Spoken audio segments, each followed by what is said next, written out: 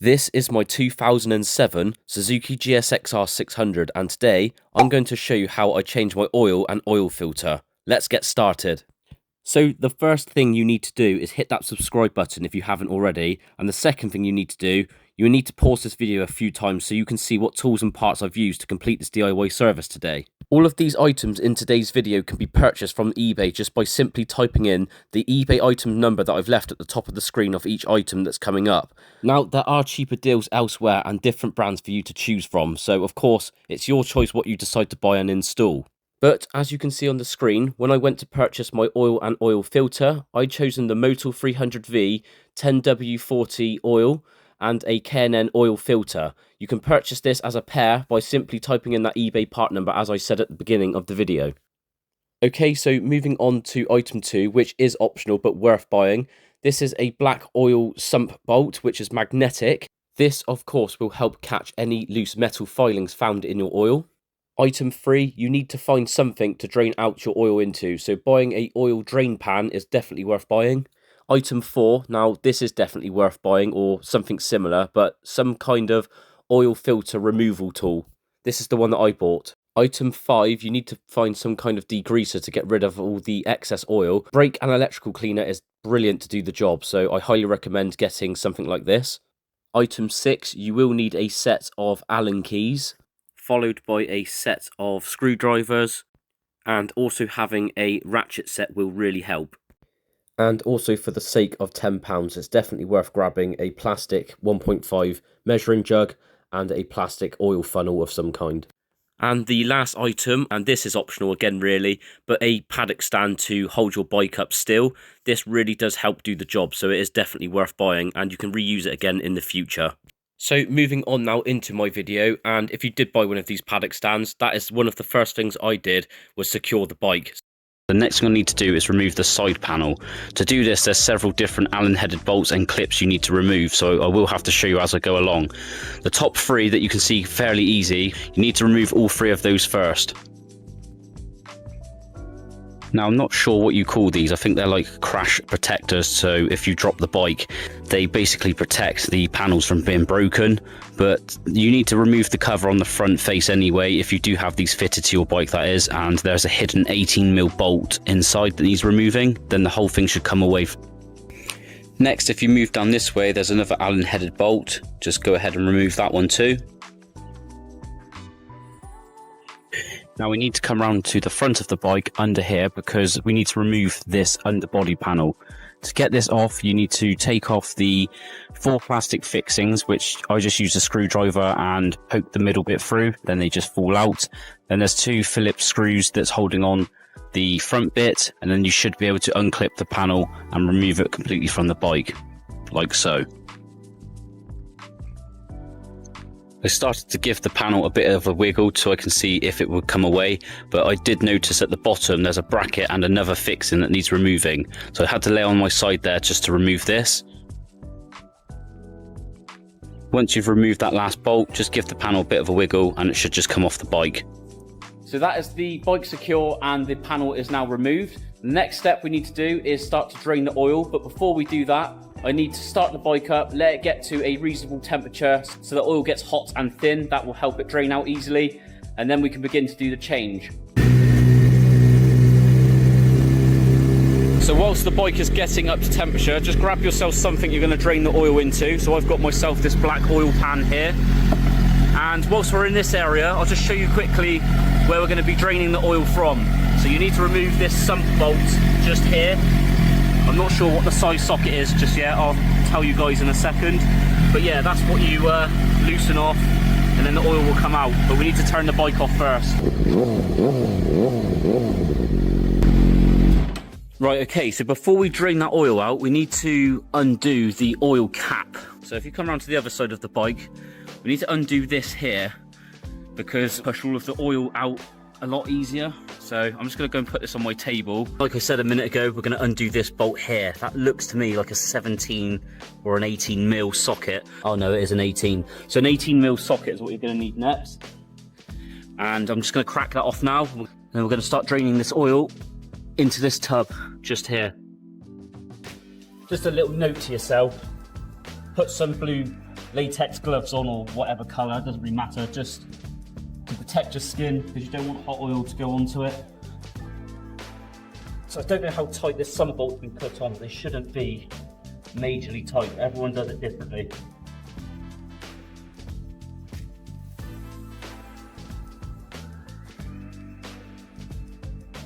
So I'm just going to let the bolt drop into the pan because I've got a brand new one.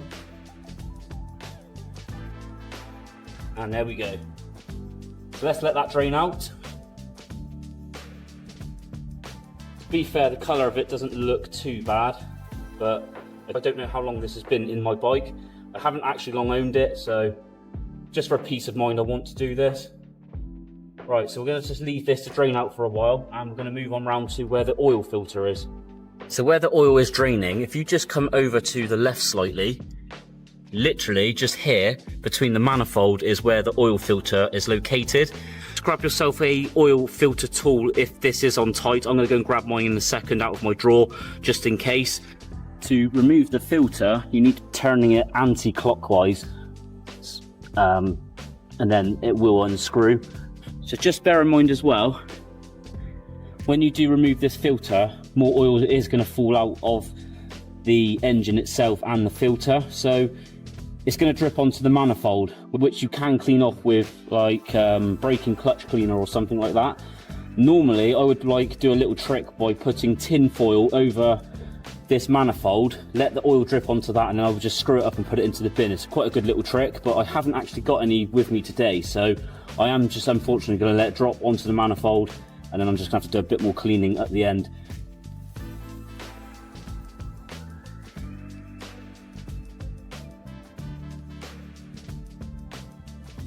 So that's the old oil filter off, as you can see. So you can see the part number on this oil filter, it's HF138, but I've got a K&N one to go on, so we'll get to that in a second.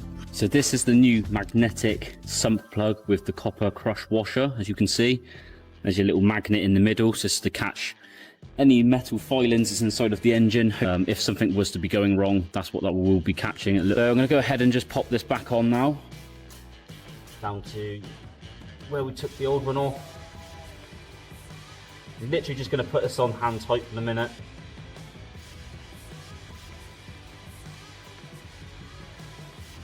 Like that.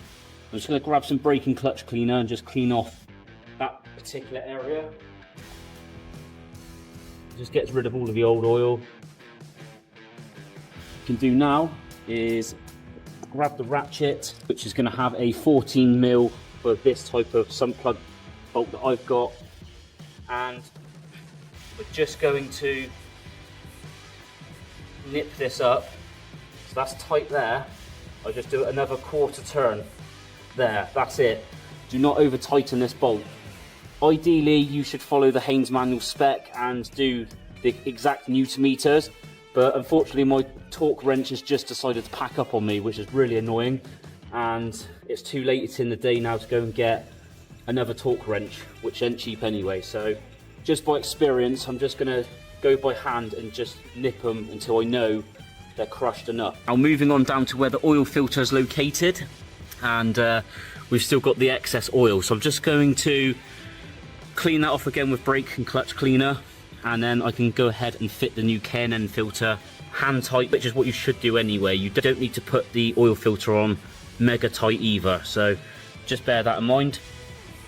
So grab the new K&N filter, or whatever filter you've decided to buy, and what you want to do is pop a bit of oil around this seal, but by the look of it, K&N has actually pre-oiled this filter for me. Don't know if you can see that, so I shouldn't actually need to put any on there. It's actually quite a bit. Some people like to put new fresh oil into the filter, which is probably what I'm going to do, and then you pop the filter on, screw it in. Just be careful you don't make too much mess. Then I can clean up the area that I just said, and then you can begin to fill up the fresh oil into the engine.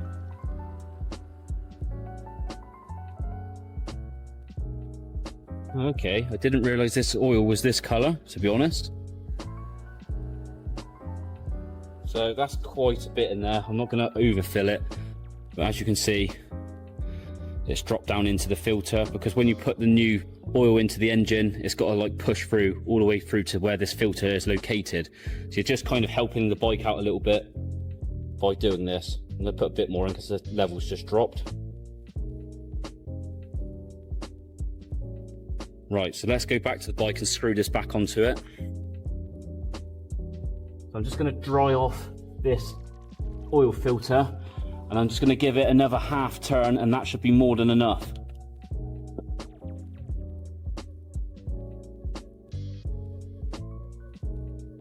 So that's half a turn there. So that should be completely fine. That's more than enough. So what I'm going to do now is just clean up the manifold using the brake and clutch cleaner. There's no risk of that going inside of the engine now. So you should see it evaporate pretty quick.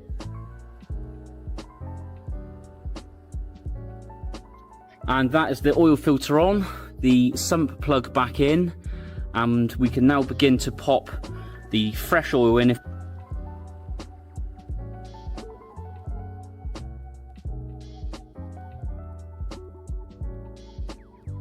So this measuring jug is a 1.5 litre measurement. So I'm going to put the first 1.5 in, and then we can refill it just to the 1. That's our 2.5 plus what's in the oil filter. So that should be the right amount that needs to go into the bike.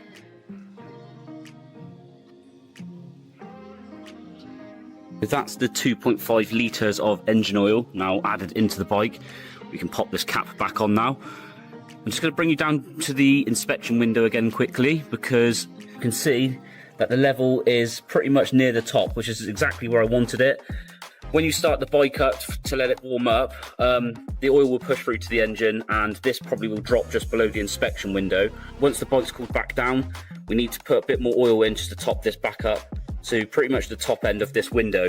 By the way, I think you need to make sure the oil pressure light pretty much goes off when you start the bike too. If it doesn't, then there's an issue somewhere. I'll try and do this one-handed.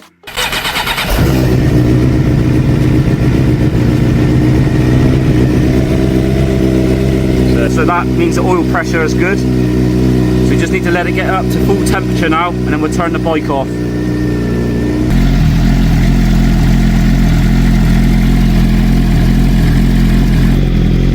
I'll just bring you back to the inspection window. You can see the oil's now disappeared, which probably means it's probably just sitting under this line just here. So when we turn the bike off, we'll fill that back up. It's now on 56 degrees. I think it needs to get to sort of 104. I think it says in the Haynes manual, something like that, before the fan kicks in. Good thing though, no leaks so far. Just another thing separate to servicing. You've probably heard it before, but this is the rectifier, which is normally located in front of the radiator. Apparently these get issues because of the heat, so people get like a relocation bracket, which is what this is here, and mount it behind so it keeps it away. I didn't actually do this. This came with the bike like this, which I'm very happy about, because I was going to look into doing this myself. If the oil pressure light didn't go off, if you did your own service, what I would probably do is check you've done that oil filter up tight enough, and also the sump plug. Probably more the oil filter. If that's not done up enough, it would lose pressure. But you can see I've got no leaks. My light's gone off on mine, so I must have done it correct. We're at now 72 degrees. We're getting there. Can definitely feel the heat off the radiator now. Yeah, the water pump's very nice and hot now, so that's good to know. It's working, it's doing its job. So the fan's just literally kicked in, you can probably just about hear it. And that is at 104 degrees, just like I said. So we'll let that stop, and then I'm going to turn the bike off. So you can see the temperature's dropping back down. It reached 105. Now it's starting to creep back down because the fan's kicked in. There you go. We'll let that stop.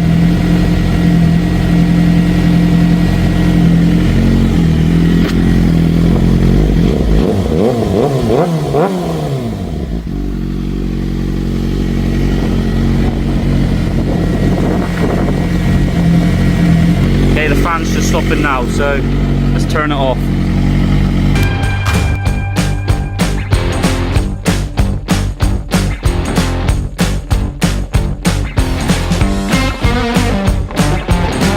And there we have it. So that is the bike fully put back together now, and it's looking super clean now. I've done all the panels and all the engine, etc. It's starting on the button as it should, and it's sounding sweet as a nut, as you can hear. So what I'm going to do now quickly is go and chuck some motorbike gear on, and I'm going to take this for a little spin so you guys can hear what this sounds like. And when I stop, I can just check underneath the bike to make sure there's still definitely no leaks.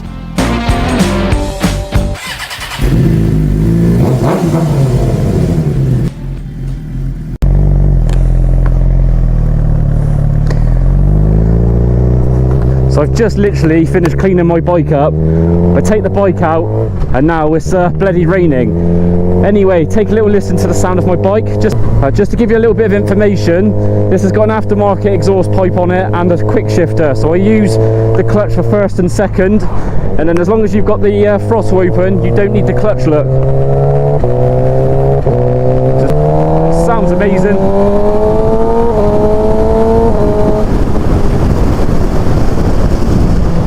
Got to go a bit careful because these roads are very greasy. It keeps on raining. I've got no heat in these tyres whatsoever, so I better go a bit steady.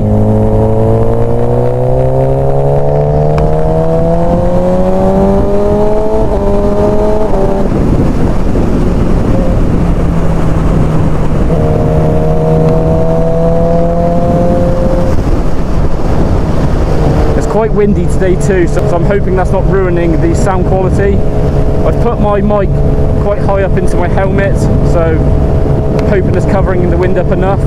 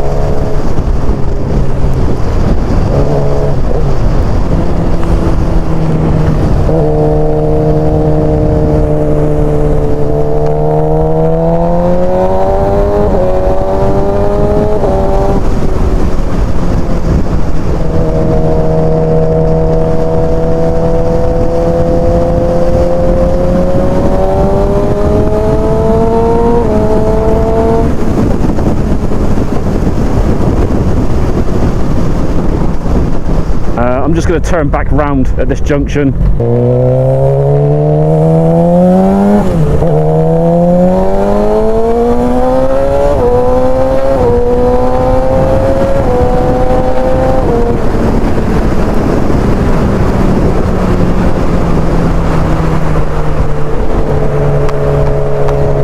And that's just low revs. There's nowhere near what this thing's capable of. It just sounds so good. So I'm very lucky where I live because I'm just surrounded by countryside. So you've got loads of decent twisty roads, straight roads. It's a bit of a mix really, which makes you enjoy the bike more. This bend just here, this is a pretty good bend when it's a nice hot dry day to enjoy leaning the bike round. But like I said, it's quite wet today. I've got hardly any grip on these bloody roads.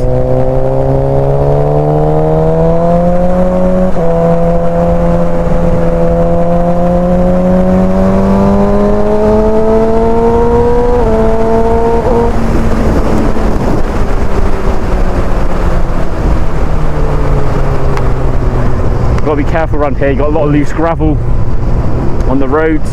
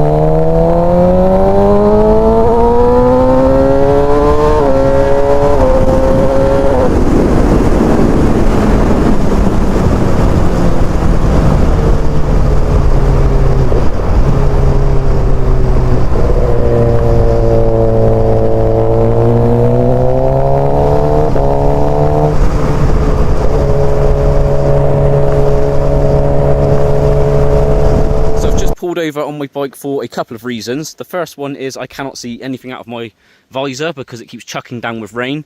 And the second reason was just to do those checks to make sure there is no leaks. And the good news is there's nothing at all. There would have definitely been oil by now.